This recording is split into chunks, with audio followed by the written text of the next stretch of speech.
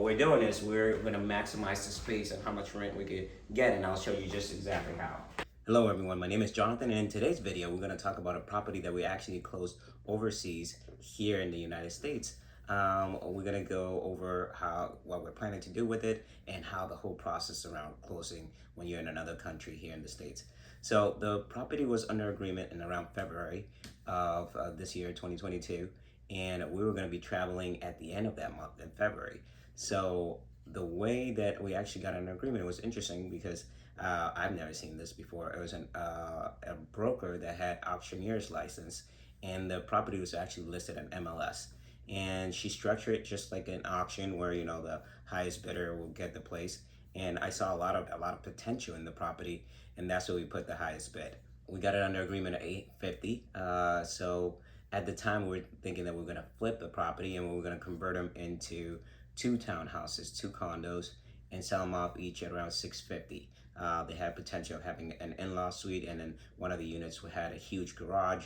So having that functionality for each unit and having that difference between the two, we knew that we could get a lot of value and bring the value of the properties at $60 and $50 a piece. And we were looking at about a $200,000 construction in the property. Instead of selling it, what we're thinking is now holding it. So if we were to fix the home, will be about $950 as a 2-family by converting it into townhouses, which allows us to take out the initial investment in this property.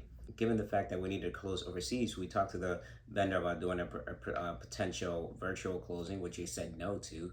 So the next thing was having a power of attorney, which they agreed to, and we set our lawyer to help us out with that, and we got all that documentation squared away, and we had somebody sign in our behalf to be able to close the loan. And we ended up closing the loan a little bit later in April. And another interesting part of the property was that the owners needed a little more time, so they were gonna need more time to find a property to either purchase or rent, which we said yes, but our lawyer was a little creative as to making sure, finding a way that they were gonna leave. So what we did, well, of course, we were gonna rent them the space while they weren't gonna be there. So they kept the place, we were gonna rent it out, which covered most of our holding costs during that time. And we also, what we did was we held the money at closing that they were gonna get from the sale of the property. So we held about 6 months of rent. We held a good amount for utilities, and we held a little bit more buffer just in case. And then we also put in the agreement that if they didn't leave on the day that we had agreed on, they would be charged $500 per day for every day that they stayed over that day. So once they were out, we were gonna be getting their units ready. We got the first unit ready. We needed a little bit of paint. We ended up painting the cabinets. We saved a lot of money that way by not having to replace the cabinets. We changed the countertops to butcher block countertops and just put a new faucet, and then we were ready to go. And the same thing with the rest of the house. We just painted the house, we cleaned it up a little bit, and it was in great shape already, so we didn't have to worry about doing too much work in that unit.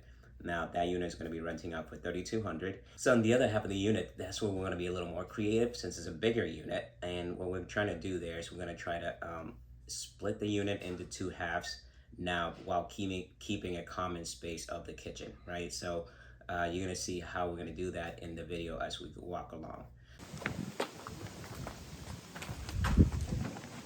So I'm going to walk you through some of the ideas that we came up with. So that way, you know, sometimes you have to be a little more creative if you're in this situation. And what we're doing is we're going to maximize the space and how much rent we could get, and I'll show you just exactly how.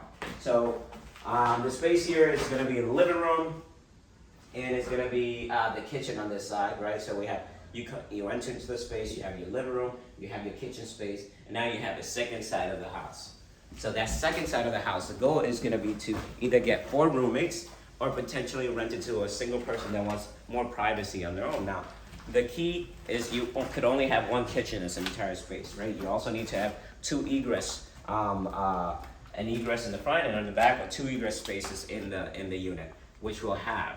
So what we'll do is we would basically just separate the kitchen space, and we'll make it, you know, where both spaces could come into the kitchen, and that's going to be the only common area. But then you have a space here where you're going to have a bedroom on this side. You'll have the bedroom on this side, and then you'll have another bathroom on this side. So now this space has two bedrooms and their own bathroom, and then they'll have still access to the kitchen. They're also gonna have their own living room on the side. So this will become, so this here is gonna become their living room space. And now you have, you know, nice private area that you could either rent it to 2 people, but still having access to 1 kitchen, which is gonna be shared with the people that are gonna be sleeping upstairs. Let's say the space for about $3,000 a month, we'll get about $4,200 to $4,500 a month by just maximizing how much what we're doing in the space, and we're not making too much changes on construction. We're gonna be able to cover our expenses and even make some money after our expenses are covered by renting the space.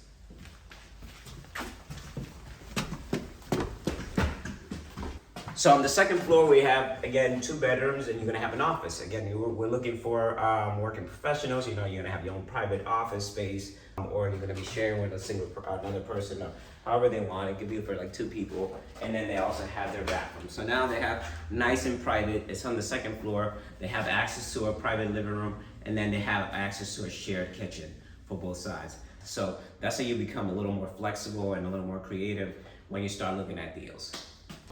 So the second potential that we saw in this property was this garage, right? That gives us a little more money coming in this garage as well, because now we can add storage space here. And storage goes anywhere from $200 to $500 a month. So we could say, hey, let's do storage for this floor, and then we even have a second floor which could create a staircase. Of course, we close it up and, you know, make it a little nicer, so that way you could rent it out on a monthly basis. Now you can make anywhere from $300 to even $600 a month. So that's another source of income. So that's it, guys. Thank you for watching. I hope you guys saw a different way of being a little more creative of making this deal happen. And I hope you guys come and stay tuned for the next time when we finish off this property over the next few months. Thank you for watching, and I'll see you guys in the next video.